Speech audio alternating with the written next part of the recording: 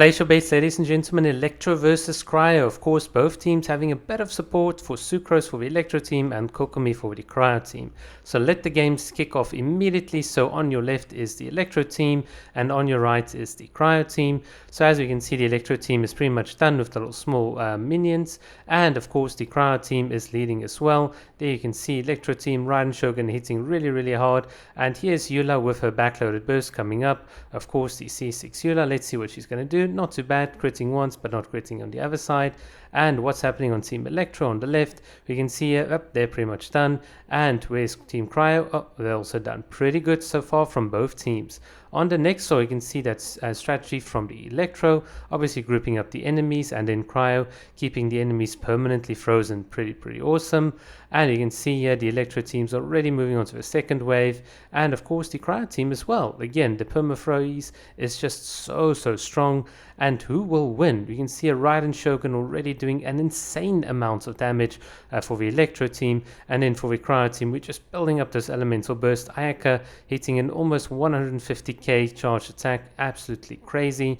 And let's see what's happening on Team Electro. They're pretty much almost finishing off this. You can see that very passive 38k hits by Yaimiko, just so strong. Again, Ayaka doing almost another 140k charge attack, and this should be over for this floor. Absolutely wonderful from both teams. Right, floor 2, what's going to happen? Here you can see both teams going in. Again, following the same strategy, you want to move to the left and then group up the enemies, except for Cryo team, the enemy didn't want to group up for them. But if the enemy did group up, well, I can guarantee you both times are roughly about 15 seconds, and it is pretty much quick and easy. So the Golden Wolf Lord, this one is a bit of a tricky one. We don't know what this little hound will do. It's just going to fly around.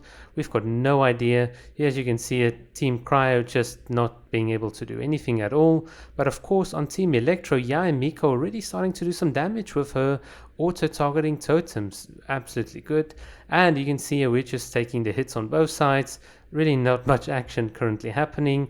Shenhe casting her burst, but the wolf doesn't want to come down. And wow, you can already see the Electro team doing a lot of damage. And here the wolf comes in. Raiden, Ayaka, let's see who's going to hit harder. Well, as you can see, the Archon is definitely doing her bit. And of course, here is Eula to catch up. Hopefully she can bring it back for Team Cryo. Let's see, can we get a critical hit? There we go, 600k, not too bad, Eula. On to the third and final floor. Let's see what's going to happen. Team Electro already getting in there very quickly.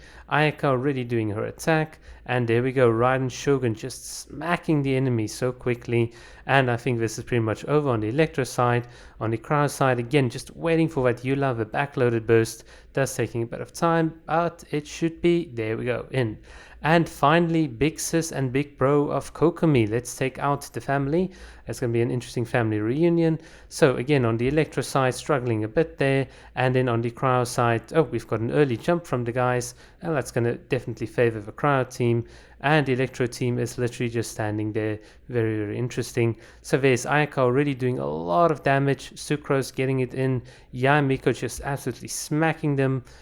Not doing too bad. Raiden Shogun getting a very nice double slash on both of them, just spreading out the damage evenly. Back there on the Cryo side, we can see a Eula failed to crit. That's unfortunate. And we can see Cryo team does struggle a bit. You can see her losing a bit of health as well. It's not looking too good or too sharp. Again, Kokomi just coming in for a bit of stability and support. And on the Electro side, we are done. Absolutely insane. And you can see here, this is the big problem with the Cryo team, is just having those elemental bursts up, those very high cost. This is the power of the Raiden Shogun, just helping the team have the elemental burst up constantly.